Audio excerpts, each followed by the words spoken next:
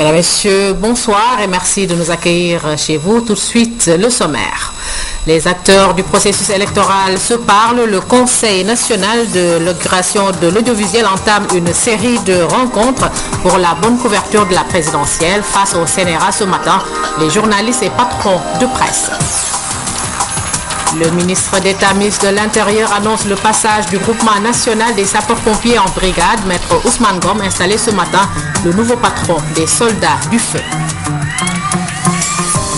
Et puis, lundi sport, nous reviendrons sur les matchs amicaux livrés par les Lions du football à quelques jours du démarrage de la CAN. Au menu également des Nawetan et du HIP de l'hippisme. Abdoulaye Fofana Seck sera tout à l'heure en fin d'édition. La présidente du Libéria a presté serment ce lundi pour un nouveau mandat de 6 ans. Cette cérémonie d'investiture s'est déroulée en présence de plusieurs chefs d'État et de délégation, dont Maître Abdoulaye Wade. Dans son discours, Ellen Johnson Sirleaf s'est engagée à défendre la Constitution et les lois du Libéria. Envoyé spécial à Morovia Khalisek. I do solemnly swear I will support. Une cérémonie de prestation de serment a toujours été un moment fort et plein de symboles dans la vie d'une nation. L'investiture de Mme Ellen Johnson Sirleaf en est un, devant le président de la République du Sénégal, de la Côte d'Ivoire, du Bénin, de la Guinée, de la Sierra Leone et de plusieurs autres envoyés spéciaux et chefs de délégation, dont la secrétaire d'État américaine Hillary Clinton. Ellen Johnson Sirleaf, élue pour un second mandat à la tête du Libéria, a prêté serment. Ellen Johnson Sirleaf, première femme chef d'État élue d'Afrique en 2005 et prix Nobel de la paix en 2011. Et la présidente du Libéria a devant ses collègues chefs d'État, compatriotes et autres invités, juré solennellement de protéger, de défendre la Constitution et les lois de la République du Libéria et de remplir fidèlement, impartialement et consciencieusement sa mission pour 6 nouvelles années. Madame Ellen Johnson Sirleaf s'est également engagée à œuvrer pour un raffermissement de la démocratie, de la paix et un ancrage des idéaux de bonne gouvernance qui reste et demeure sa priorité. L'espoir est permis et l'heure est au travail, a martelé la présidente du Libéria sous une salve d'applaudissements. Des prières et beaucoup de prières ont été également formulées et des chants entonnés pour bénir cette cérémonie de prestation de serment de la présidente du Libéria, Ellen Johnson Sirleaf, et du vice-président l'honorable Joseph Nouma Boaké. À la fin de cette cérémonie, Ellen Johnson Sirleaf a été chaleureusement félicitée par ses collègues chefs d'État et chefs de délégation venus prendre part à cette investiture. Une délégation du Vatican à la primature, Maître Souleymane Ndiaye, a reçu ce matin le ministre des Affaires étrangères du Vatican et sa suite, occasion de raffermir les liens entre le Sénégal et le Saint-Siège. Monseigneur Dominique François-Joseph Momberti, à sa sortie, ses propos sont recueillis par notre reporter Diana Badia. Dans le cadre de ma visite au Sénégal à l'occasion du 50e anniversaire des relations diplomatiques entre le Sénégal et le Saint-Siège, j'ai eu le plaisir de rencontrer Monsieur le Premier ministre à l'instant et cet entretien a été une visite de courtoisie dans laquelle nous avons eu l'occasion de réaffirmer les bonnes relations entre le Saint-Siège et le Sénégal qui se sont déroulées dans ces bonnes conditions depuis 50 ans. Les relations diplomatiques entre le Sénégal et le Vatican se renforcent davantage. C'est la conviction du ministre des Affaires étrangères de notre pays et celui du Saint-Siège. Maître Madi Kenya a reçu à son tour la visite de Monseigneur Momberti, compte rendu Samba Mangal. À Rome, la rencontre entre le ministre d'État, ministre des Affaires étrangères et son homologue du Vatican s'inscrit dans le cadre du renforcement des liens qui unissent le Sénégal et le Saint-Siège.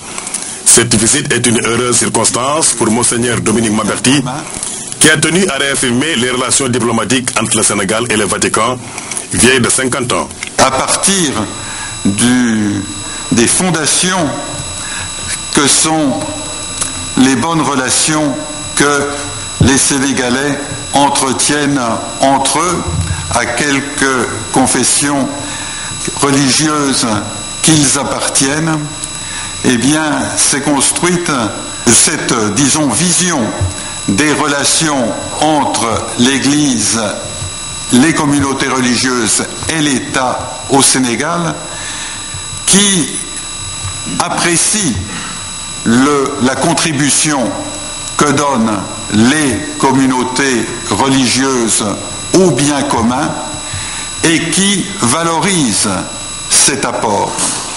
Entre le Sénégal et le Vatican, il y a une vision commune en ce qui concerne les communautés politiques et religieuses. Les bonnes relations entre les différentes confessions religieuses ont été évoquées par les deux ministres.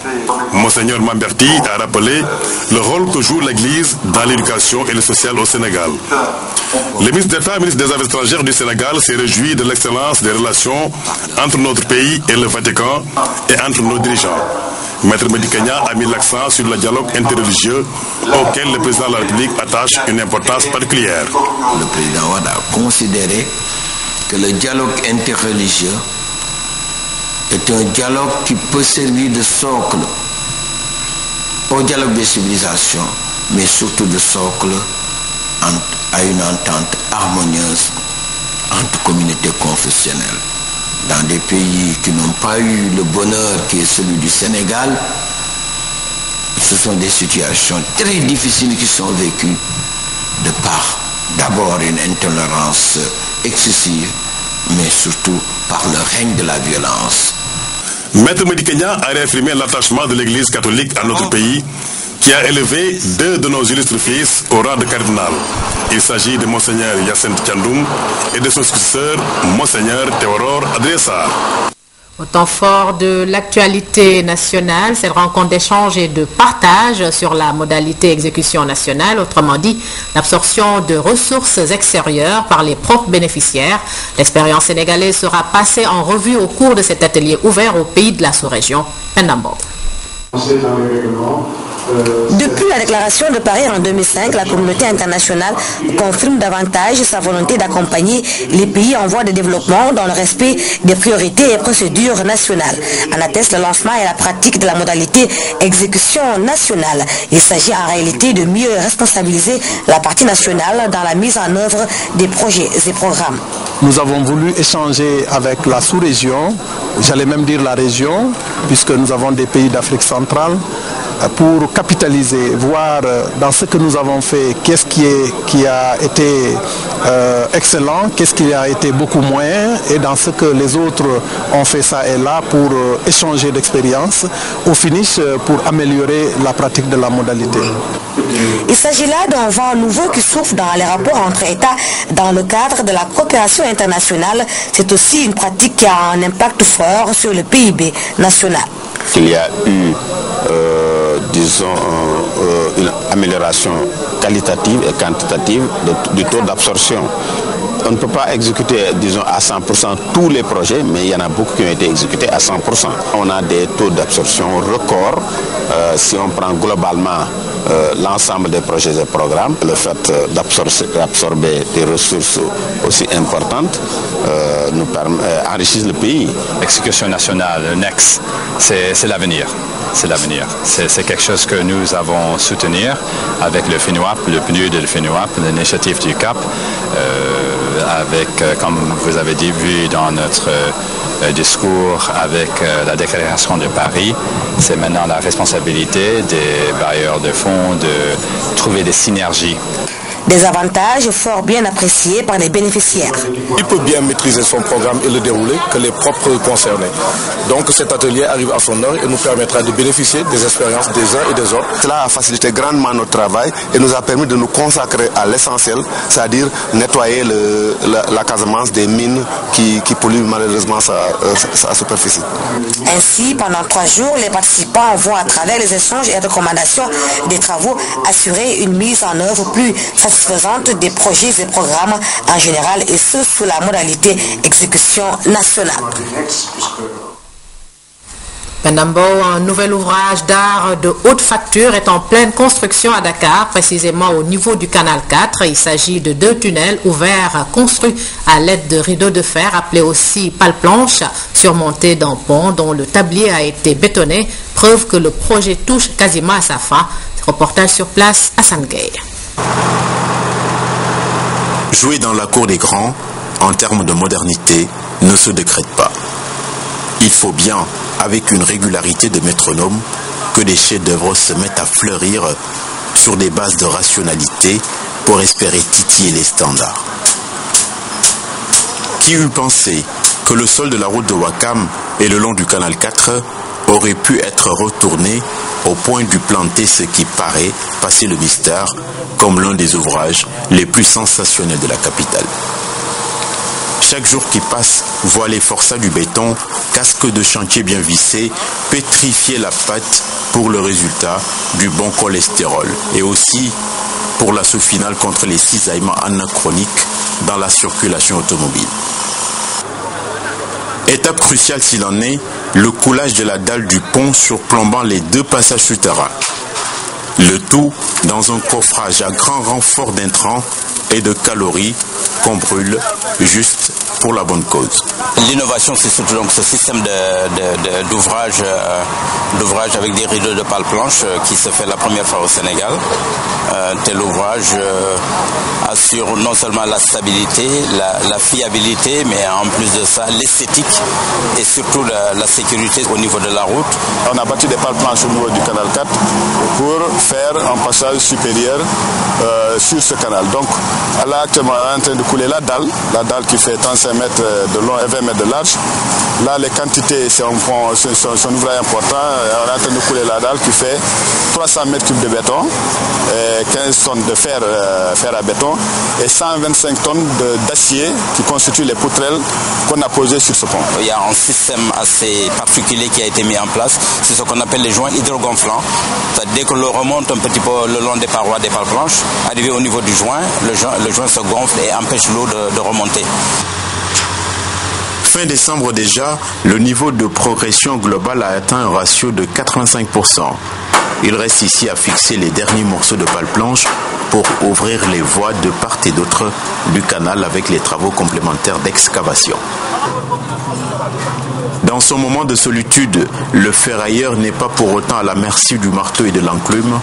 Sur le fil comme sur le pont, parmi la ruche, on ne se pince plus pour s'apercevoir qu'on en a fini avec la chape de plomb. À part ce pont, cet ouvrage qui reste à faire, c'est qu'on est en train de faire la signalisation, l'éclairage au solaire et la signalisation horizontale, c'est-à-dire la peinture horizontale et les panneaux de signalétique, plus l'éclairage solaire, c'est tout ce qui reste à faire. Vous vous souvenez, avant, quand il y avait donc les feux au niveau de ce canal, on voyait un petit peu les longues files d'attente qu'il y avait, les embouteillages qu'il y avait ici. Maintenant, ce problème n'existe plus.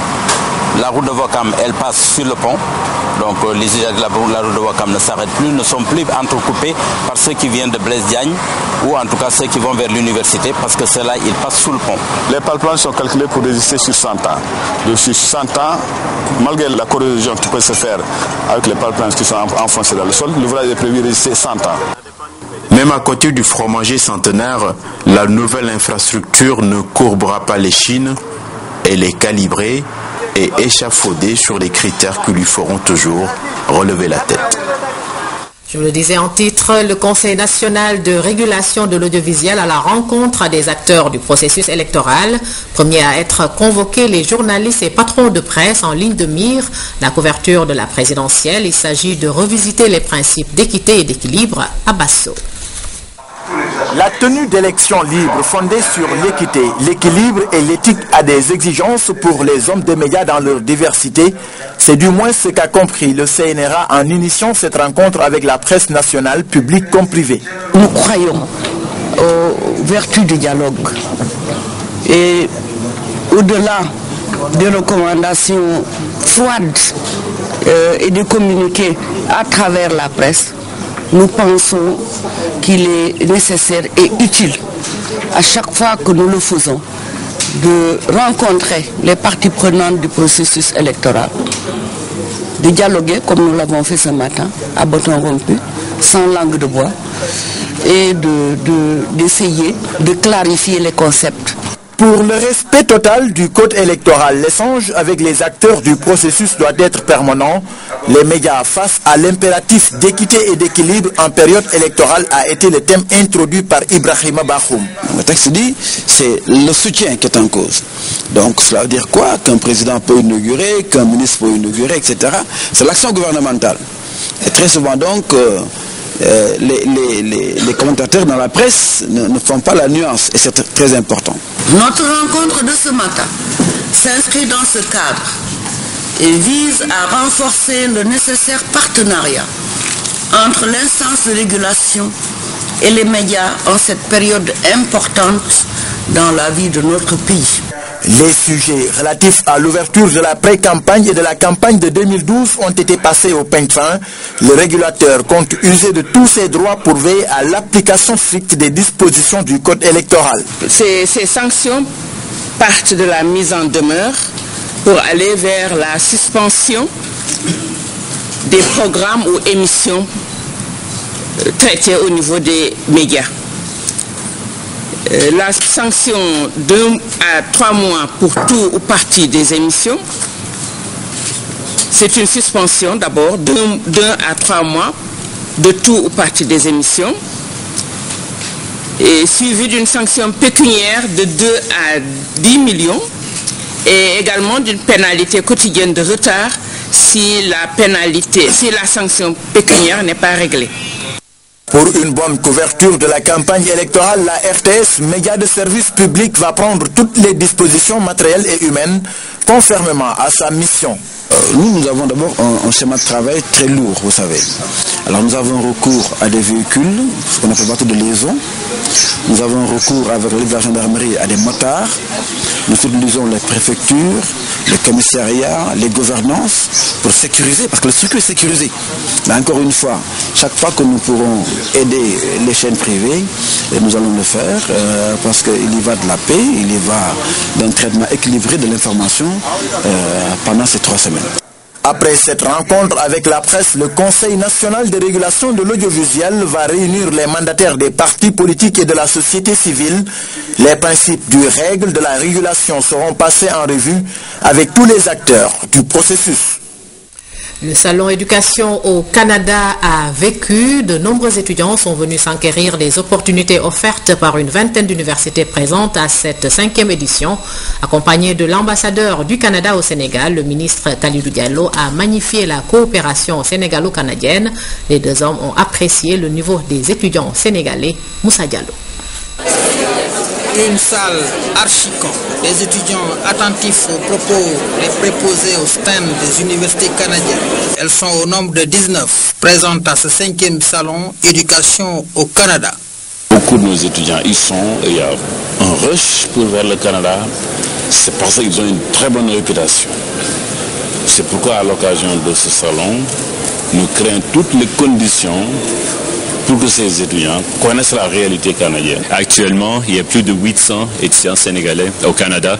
Et comme le ministre vient de dire, c'est évident que ce sont des étudiants de qualité. Donc, ça nous enrichit aussi la présence de ces étudiants très dédiés dans nos institutions académiques. Destiné aux parents, étudiants, conseillers pédagogiques, professionnels et entreprises, ce salon permet d'avoir une meilleure compréhension de la destination Canada pour les études postsecondaires. Toutefois, tout n'est pas donné sur le plateau. Les universités au Canada sont publiques et je pense que la plupart ici sont publiques aussi. Ça veut dire quand même que vous aurez à payer des frais de scolarité. On nous a donné différentes procédures pour avoir accès à l'université. Donc on peut faire le master, on peut faire aussi la maîtrise et aussi le doctorat. Il y a certaines universités, le niveau c'est en 3e année, c'est un peu plus compliqué parce qu'il y a des universités intéressantes, mais le niveau c'est au niveau de 3 ans. Le programme c'est 3 ans. Alors nous, on devait faire la 4e année ou la 5e. L'image de ces universités, plus que la parole, convainc ces nombreux étudiants. Tous rêvent de gagner un jour leur place dans l'une d'entre elles. Cela demande beaucoup plus de persévérance et de patience. Et nous parlons de la cérémonie de passation de service chez les pompiers ce matin. Le nouveau commandant du groupement national des sapeurs-pompiers, le général de brigade Moustapha Diawara, remplace le colonel Wanza Ouattara, parti à la retraite. La cérémonie est présidée par le ministre d'État, ministre de l'Intérieur, en présence de la hiérarchie militaire. Maître Ousmane Gom a annoncé d'importantes réformes, notamment le passage du groupement en brigade des sapeurs-pompiers. C'est un compte-rendu de Mbaïtiam. Vous reconnaîtrez désormais comme chef le général de brigade aérienne Mohamedou Moustapha Diawara, ici présent. Vous lui obéirez en tout ce qu'il vous commandera pour le bien du service, l'observation des lois, l'exécution des règlements militaires et le succès des armées sénégalaises. Après la phrase rituelle, le nouveau commandant du groupement national des sapeurs-pompiers est désormais ce général de brigade aérienne, Mohamedou Moustapha Diawara. Ces hommes sont désormais sous ses ordres. Il a la mission de gérer la montée en puissance de ce corps dévoué. À partir de ce matin, sous votre commandement, des personnels militaires qualifiés, engagés et disciplinés, nous ne pouvons ainsi que vous souhaiter une excellente réussite et une bonne chance dans cette exaltante tâche que son Excellence le Président de la République a bien voulu vous confier pour la sécurité des populations de notre pays. Certes, au moment où ces dernières exigent plus de protection, je mesure l'ampleur de votre tâche. Toutefois, le groupement saura compter sur l'appui du ministre de l'Intérieur et de toute l'administration du département, mais surtout sur l'appui du chef de l'État qui n'a ménagé aucun effort pour accroître les capacités opérationnelles, comme le prouve le récent don d'une échelle pivotante automatique aérienne qu'il vient de lui octroyer le 4 novembre. Le groupement national des sapeurs-pompiers est un corps d'élite très sollicité par les populations. Et pour répondre à ces multiples appels, des réformes s'imposent. Nous allons donc travailler à une double réforme, à une réforme pour en faire une brigade nationale des sapeurs-pompiers, mais aussi à une réforme pour la création d'une direction générale de la protection civile avec deux branches, la branche protection civile et la brigade nationale des sapeurs-pompiers. Et nous sommes sûrs qu'avec le général Diawara, nous pourrons très rapidement, conformément aux instructions de M. le Président de la République, conduire cette réforme.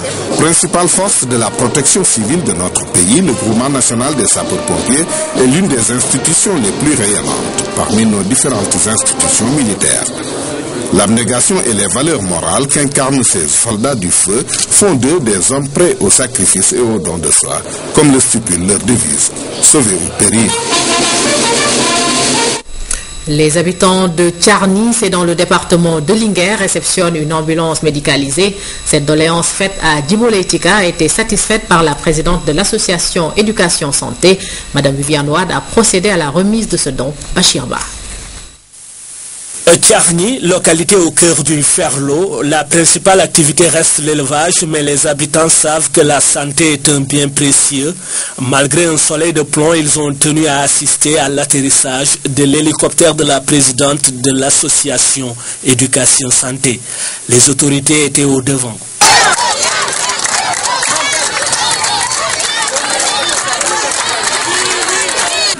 C'est une cérémonie extrêmement importante pour la zone de Linguère. Oui. Grâce à vous, maintenant, les gens vont être à l'aise pour apporter les soins qu'il faut aux malades. Les femmes qui accueillent ici en masse ce matin,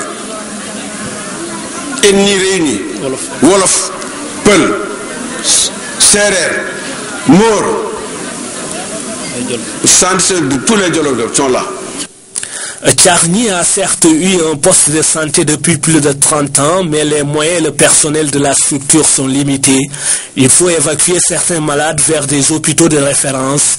Ici, face à l'urgence, il faut patienter car le taxi Brouf doit quitter Afé Djolof à environ 15 km pour venir chercher le malade pour ensuite l'acheminer, soit à Linguère, soit à Touba, soit à Louga, par des pistes impraticables. Avec cette ambulance médicalisée, vous venez de mettre fin aux souffrances qu'ont endurées les populations de Tcharny et de ses environs. En effet, désormais, les évacuations sanitaires ne se feront plus par taxi-bus, encore moins par charrette. Ayant visité certaines localités et écouté plusieurs Sénégalais, la présidente de l'association Éducation Santé sait ce qu'endurent ces populations rurales. Depuis que la femme attend l'arrivée de son mari pour avoir l'autorisation d'aller à l'hôpital, le temps de trouver quelque chose, une bicyclette, une moto pour l'emmener, quelle angoisse pour cette femme. Moi, je vis ces angoisses. Je les vis dans toutes les régions où je suis passée, où il y a besoin d'ambulance. La première dame n'a pas oublié la mission que lui a confiée la communauté internationale pour la lutte contre la pandémie du sida. Vous, les hommes, vous devez exiger, dès que votre femme ou une de vos femmes est enceinte, qu'elle aille faire le test du sida. On ne sait jamais. Et vous-même? Les habitants ont offert des cadeaux à leurs bienfaitrices. Tcharny a promis de faire bon usage de son ambulance et il ne manquera pas de volontaires pour y veiller. Lutte contre la mortalité maternelle et néonatale, le centre de santé de Nioro-du-Rip vient d'être élevé au rang de centre d'excellence. Avec un score de 95%, Nioro mérite amplement cette distinction qui n'est conférée qu'aux structures ayant satisfait à beaucoup de critères de qualité dans l'offre de soins. Les autorités présentes à la cérémonie espèrent que l'exemple de Nioro va faire tache d'huile dans la zone. Oumar Diaw. Instant de forte émotion, dans quelques instants la plaque va être dévoilée. Le centre de santé de Nioro est accrédité centre d'excellence pour la santé de la mère et du nouveau-né. Le personnel de santé ne cache pas sa joie et c'est par un score appréciable que Nioro reçoit son accréditation. De 95%, lui conférant le label de centre d'excellence en or. Les populations et leurs élus ainsi que les associations de femmes ont manifesté leur grande satisfaction par rapport à ce résultat positif, fruit d'un long processus. Le ministère a défini en fait un label qu'on appelle le label de centre d'excellence pour la mère et le nouveau-né. Ce sont des structures dans lesquelles les normes de qualité sont bien respectées. Le centre de santé a satisfait à toutes les missions de contrôle et de supervision de la division de la santé de la reproduction DSR. Plusieurs critères entrent en ligne de compte dans l'accréditation.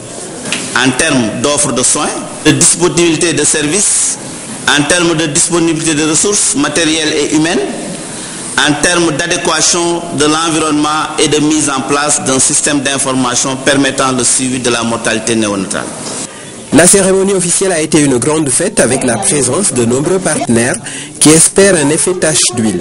L'effort de Nioro est quelque chose qui va, j'espère, impulser tous les autres districts donc au niveau du Sénégal, parce que pour qu'on puisse atteindre l'objectif final, c'est-à-dire l'OMD 4, il va falloir que tout le monde fasse un effort.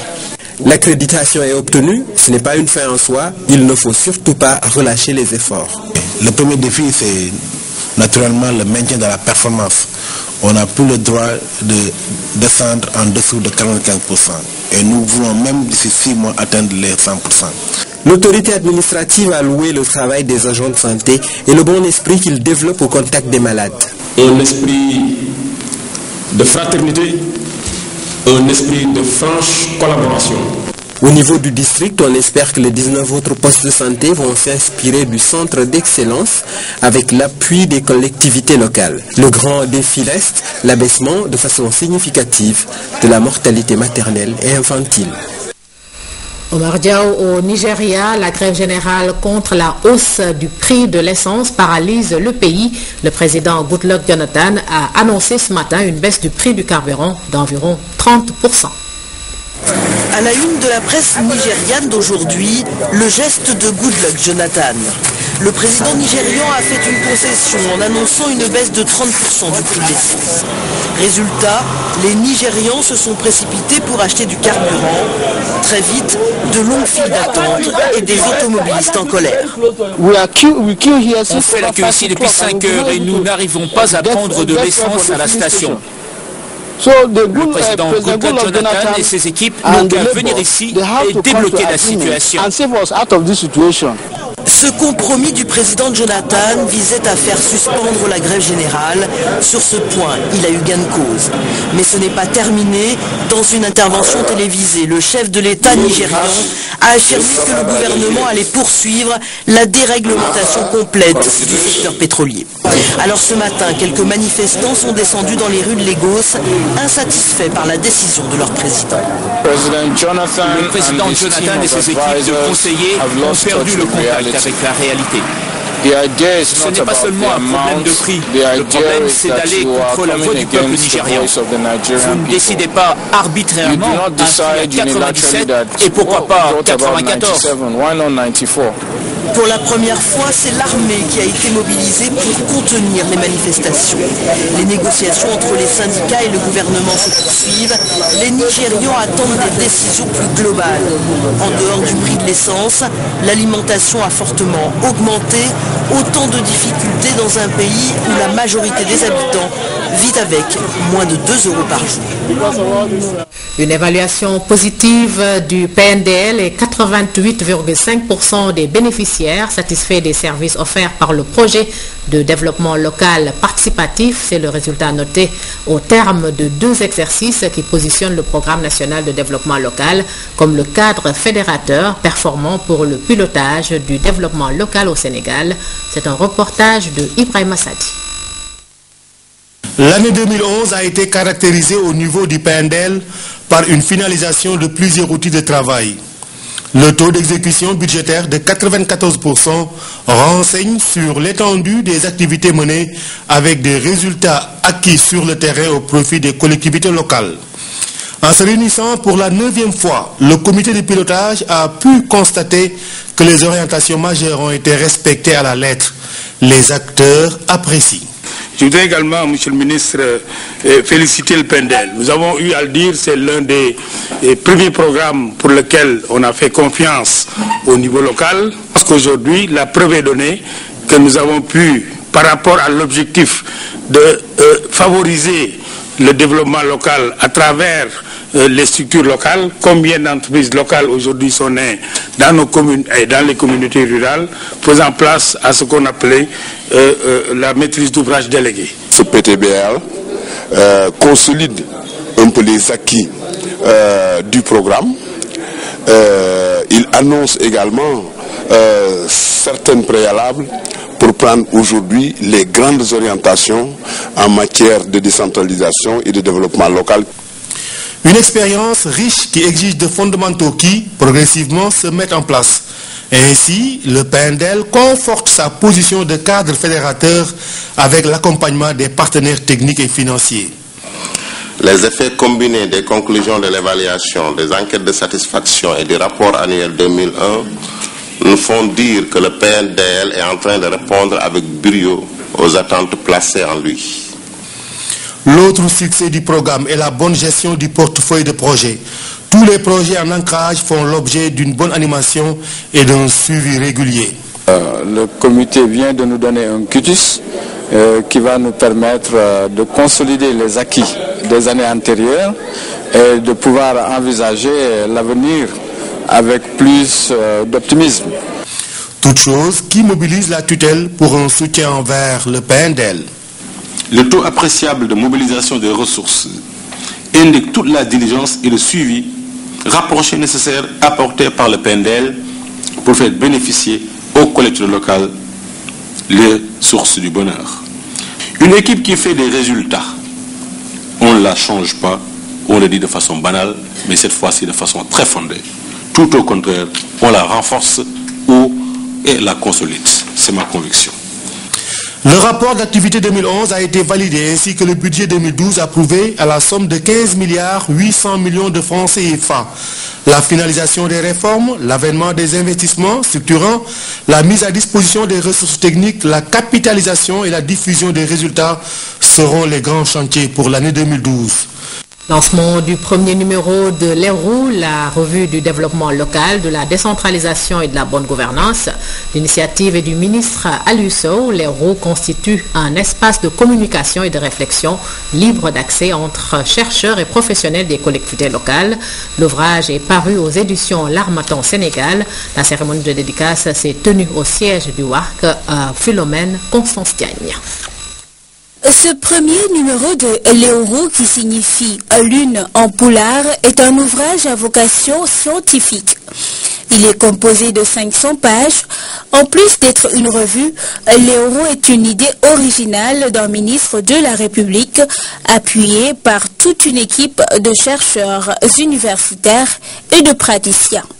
On peut dire que l'idée de confectionner un tel ouvrage revient au docteur Aliou Sow, ministre de la décentralisation et des collectivités locales. L'Hérault peut être circonscrite autour de deux mots. La revue L'Hérault, c'est d'abord une idée. La revue L'Hérault, c'est ensuite son originalité. Originalité, idée. La revue L'Hérault est une idée originale. L'Hérault a l'ambition d'être une revue pluridisciplinaire porteuse d'un élan tout nouveau qui mérite d'être soutenu par tous afin de rendre pérenne cette volonté sereine et novatrice dans un ministère. La parution de cette nouvelle revue se traduit par le dynamisme et l'efficacité de Aliou Sow et de ses collaborateurs. Ainsi, l'Hérault vient faire face à l'absence de ressources documentaires qui font défaut au système administratif local sénégalais. Pour ce faire, 4 rubriques sont développées dans l'outil. La rubrique intitulée « Études et essais » figure 11 contributions très bien documentées. Dans celle des contributions des praticiens, 14 expériences rendent compte de manière saisissante les réalités du terrain. Tandis que la partie réservée à la législation, 2 décrets fondateurs renforcent ce corpus. Les questions d'actualité, ou ce que nous appelons la touche ministérielle, ajoutent une note fortement informative. Le maître d'œuvre de la revue n'a pas manqué de se réjouir de la réussite du projet. D'ailleurs, le ministre des collectivités locales a déjà créé les conditions pour une pérennisation de la revue. En tout cas, je suis content de participer au décloisonnement de l'activité étatique par rapport à des chercheurs et des universitaires qui se regardent d'une autre manière pour montrer que ce que l'administration fait, c'est pour l'ensemble des Sénégalais, et la recherche scientifique également est au service de l'ensemble des Sénégalais, à l'administration d'en profiter, au gouvernement d'en profiter. Et c'était un débat riche. En tout cas, je vais rendre compte au chef de l'État à qui nous avons déjà transmis un exemplaire de ces revues, mais nous avons créé les conditions de pérennisation de ces revues pour qu'elles ne soient pas une revue mornée ou bien une revue dépendant de convictions circonstancielles d'un ministre. Beaucoup de témoignages d'universitaires et d'élus locaux ont animé la rencontre, ce qui a donné un cachet académique à la cérémonie. Un bon départ pour cette revue L'Hérault qui en appelle d'autres. Près de 16 milliards de francs CFA pour la maîtrise de l'eau dans la vallée du fleuve Sénégal. C'est l'objectif de la SAED dans la marche vers l'autosuffisance en riz. La révélation a été faite jeudi dernier à Saint-Louis par le directeur général qui recevait les vœux du personnel de la société. Cérémonie présidée par l'adjoint au gouverneur de Saint-Louis, Madindao.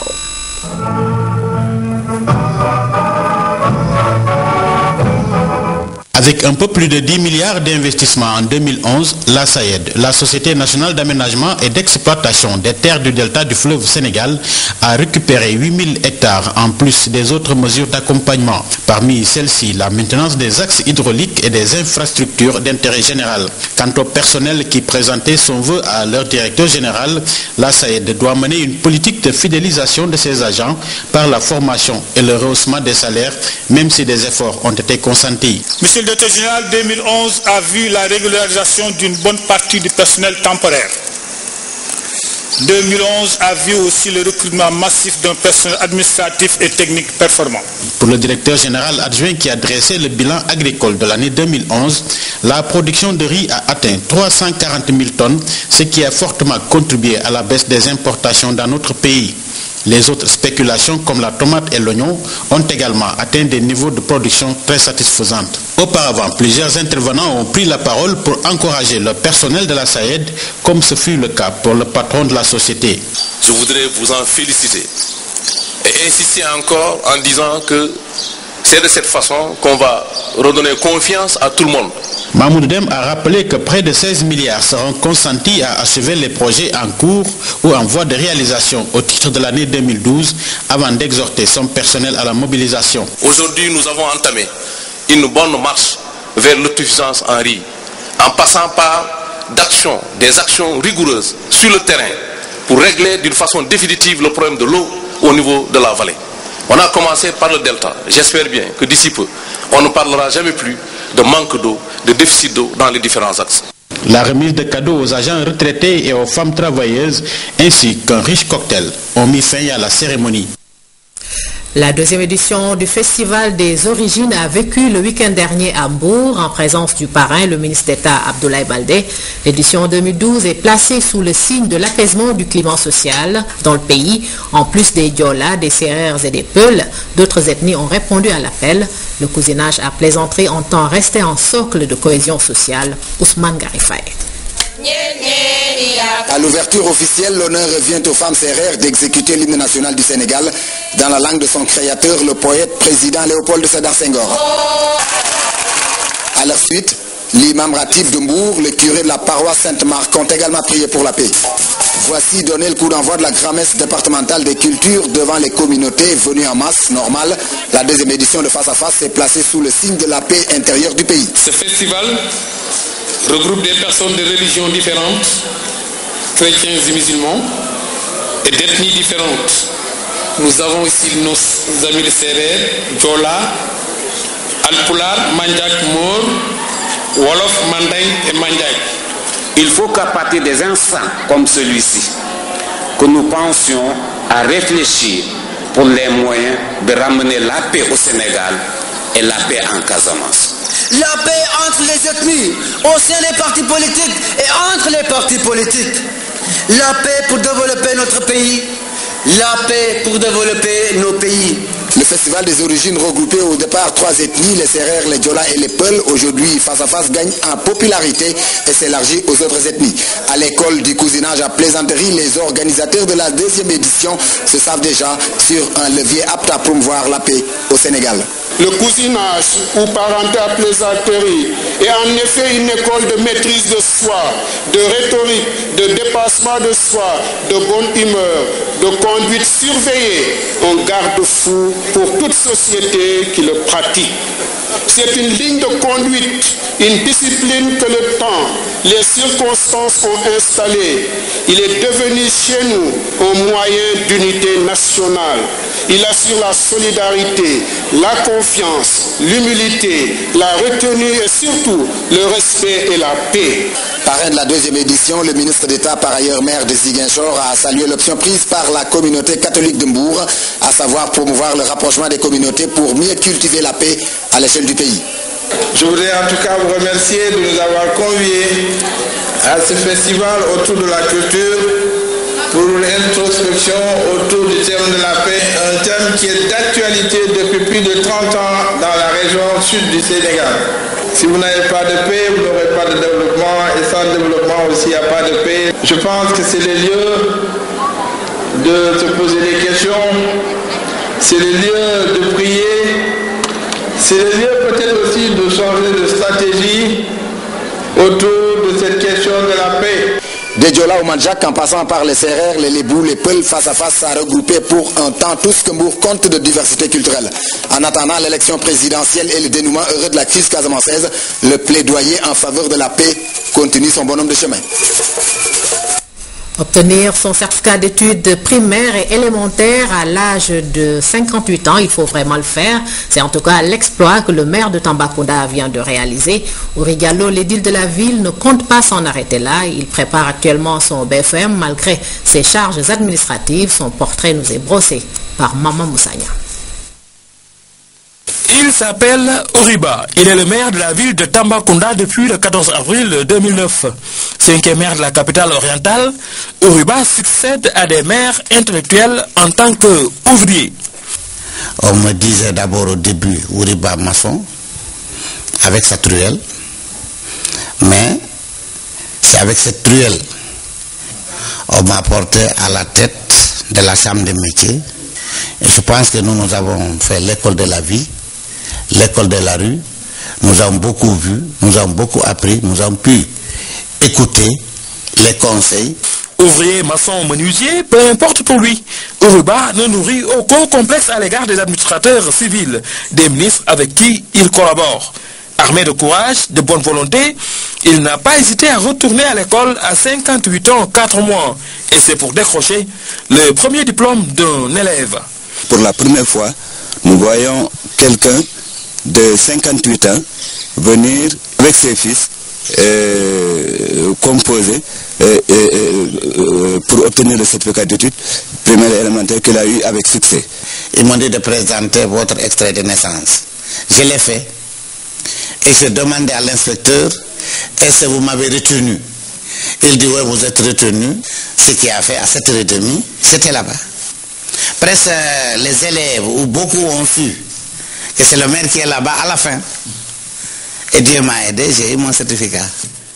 Une fierté pour les enseignants, ses amis, ses parents, d'autant plus qu'avec son COP, le maire, entouré de ses collaborateurs, se débrouille à la tête de sa commune. Sans diplôme, il a quand même posé des actes qui sont vraiment dignes d'un intellectuel de haut niveau. Aujourd'hui, s'il faut faire un bilan mi-parcours, je peux le faire. Et ce n'est pas d'inquiétude, c'est visible, et ça est là en ville. Dieu le sait, la population le sait. Après le certificat d'études primaires élémentaires, le maire de Tamba s'est fixé un autre objectif, décrocher le BFM. Je peux l'avoir, mais c'est le temps qui me manque pour le préparer. Compte tenu des charges que j'ai, avec les pressions sociales et tout, c'est un peu difficile, mais je suis en train de voir avec mes professeurs comment planifier ça. En tout cas, je le veux. Et je le chercherai, Inch'Allah. Ce sera presque sans doute à 60 ans. Le bac, certainement, est un autre objectif pour l'édile de Tamba. En attendant, il reste un exemple pour tous les sexagénaires. Voilà le maire de Tambacounda, Oriba, un exemple de courage.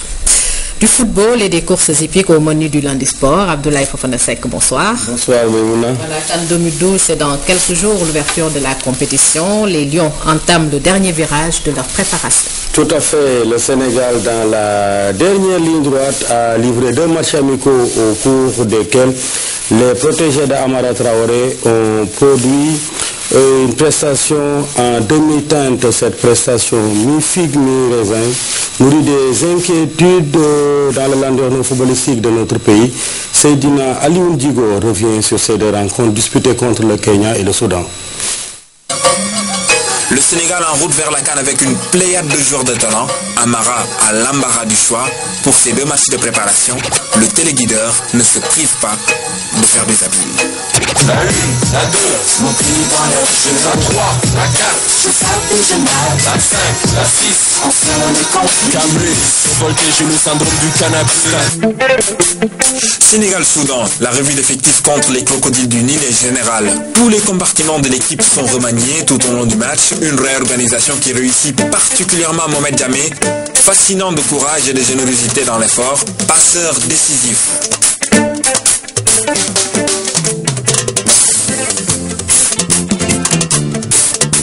Uppercut dès le premier round de l'homme en forme, Dembaba, coup dont ne se relèvera pas le Soudan.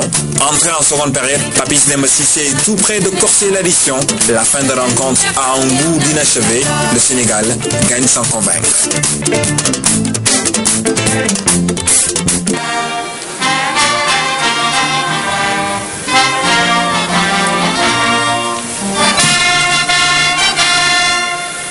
Dimanche, dernier match de préparation des Lions face au Arambissar. Amara appuie encore sur la zapette. Dembaba Moussasso sur le banc, Icardia Kader Mangan ménagé ces derniers jours, démarre la partie.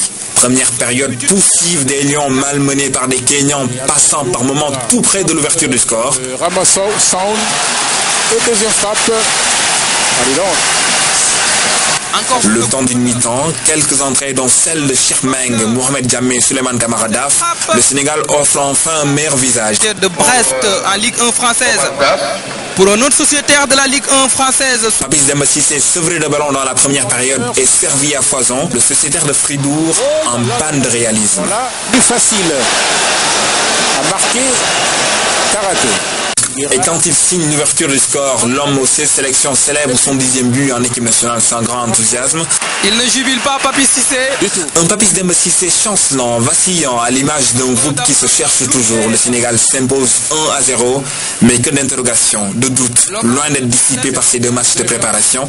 Les angoisses légitimes d'un public qui a peur que son équipe, après un parcours sans faute en éliminatoire, tombe de son piédestal.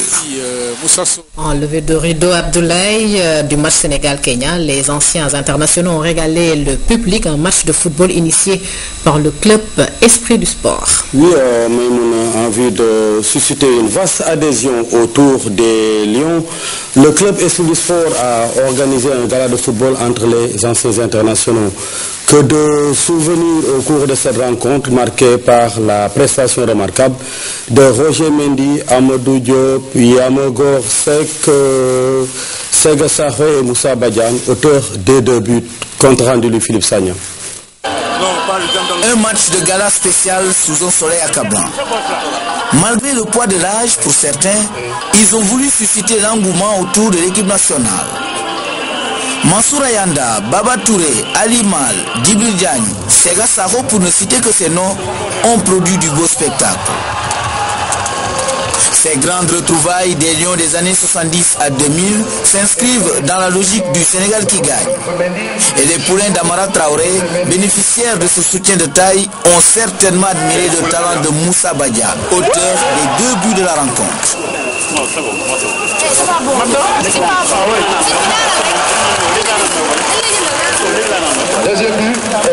Malgré les nombreux assauts de Roger Mendy, Amadou Diop Boybandi, Sega Saho et autres, le score n'évoluera pas. En face, il y avait Yamogor Sek, ancien de l'ASFA, mais aussi et surtout notre confrère Abdoulaye Fofana Sek, l'un des initiateurs de cet événement. Au finish, cette source de motivation pour les Lions a enregistré un important succès. C'est parti pour une vaste campagne de sensibilisation pour susciter l'union sacrée autour de la bande à Mamadou Niang à travers tout le pays durant la CAN 2012. Voilà le club Esprit du Sport qui porte la marque de Abdoulaye Fofana Sek qui a livré un match mémorable, n'est-ce pas Abdoulaye? Merci Maïmouna. Après le match, les joueurs ont exprimé leur enthousiasme et soutien sans faille aux Lions. Oui, après ce match, donc joué en levé de rideau du match Sénégal-Kenya, notre reporter Louis-Philippe Sagna a recueilli les réactions des joueurs. Ils ont salué l'initiative et invité le peuple sénégalais à soutenir les Lions sur le chemin de la CAN 2012. Et on est là pour soutenir ces jeunes parce qu'ils en ont besoin, parce que ce sont des moments très importants dans leur vie et dans leur carrière d'avoir des anciens comme ça, comme nous, en train de les soutenir parce que nous, à notre époque, si on les avait, j'en suis sûr et certain, on pouvait faire beaucoup mieux, mais nous, on ne pouvait pas le faire. Maintenant, on essaie de le faire pour des jeunes. J'ai eu pas mal de sensations quand je suis arrivé, surtout de jouer au stade Léopold Sédar Senghor, parce que je fais partie des gens qui ont ouvert ce stade-là. Je me rappelle bien, c'était le match Djaraf. Donc ça me rappelle pas mal de choses. Mais on a fait un très bon match de gala et ça a été très bon, ça a été la grande retrouvaille. Pour ce qui est de notre équipe nationale, je pense qu'aujourd'hui c'est le dernier match de test. Comme on dit, c'est en guise de revoir. La génération de 2002, c'était une grande équipe. Cette équipe aussi, c'est une très grande équipe. J'ai vu des garçons vraiment motivés, sérieux, disciplinés et enthousiastes. Esprit de groupe. Vraiment, que Dieu fasse que cette équipe ramène la Coupe d'Afrique, Inch'Allah. On a l'habitude de faire ces matchs-là. C'est grâce à notre petit frère et jeune frère Ablaye Fofana Seck qui organise ça chaque année. Vraiment, c'est une très bonne chose. Ces rencontres-là, on doit les faire presque chaque 3 mois. Parce que vraiment, c'est bon de se retrouver. Comme ça, nous, les anciens internationaux, là, on est très fiers. Voilà, le comité exécutif de la zone A de l'UFOA s'est réuni à Dakar ce week-end. Oui, cette rencontre est la deuxième du genre après l'Assemblée générale qui s'est déroulée en 2011 au Ghana. Identifier tous les problèmes du football dans la zone A de l'UFOA, c'est l'objectif recherché. Par ailleurs, les pays membres comptent accompagner les fédérations pour une meilleure formation des jeunes à la base tchorodienne. Redynamiser le football dans la zone A de l'UFOA, tel est le souhait des représentants des pays membres de cette organisation internationale. Pour ce faire, ils comptent mettre sur pied un plan d'action. Être unis, solidaires et travailler ensemble, avoir des compétitions régionales au niveau de toutes les catégories et au niveau des clubs pour développer le football dans notre zone. Avant l'adoption d'une stratégie pour sortir de l'ornière, les membres de l'UFOA proposent un diagnostic sans complaisance de la situation. Sur tous les titres qui ont été remportés, les titres continentaux qui ont été remportés en football dans la zone ouest africaine, aucun des pays de la zone ouest A n'a gagné de titre continental, comparé à la zone ouest B, où nous avons le Ghana, la Côte d'Ivoire, le Nigeria, qui ont été à plusieurs reprises champions d'Afrique. Et donc, c'est rien que cela montre le gap que nous avons en termes de performance, de résultats. Il y a aujourd'hui aussi le fait qu'au niveau de l'organisation de nos fédérations, il y a beaucoup de problèmes. Et nous pensons aussi que au niveau du travail à la base, ce qui devait être fait n'a pas été fait. Au sortir de cette rencontre, des solutions devraient être proposées pour une résolution définitive des problèmes. Les présidents des fédérations exhortent les autorités étatiques à accompagner davantage les fédérations de foot pour des résultats plus satisfaisants. Nawetan dans la langue de Barbarie, l'ASC Moytoulen s'adjuge le trophée. Oui, en finale zonale, elle a battu sa rivale Jeanne d'Artout sur le score de 2-1. C'était hier au stade Maître Babacar Sey, Maman Moussagna. Quand deux équipes de Saint-Tchaba s'affrontent en finale, c'est toute la langue de Barbarie qui se déplace au stade Maître Babacar Sey. Entre Moytoulen et Jeanne d'Artout, la finale était populaire. Habitué des grandes finales, Moytoulen a dominé presque toute la première mi-temps. C'est en seconde période que Moytoulen va inscrire les 2 buts de sa victoire, contre 1 pour Jeanne d'Artout. Une finale qui s'est déroulée sous les yeux d'un public nombreux, également du parrain.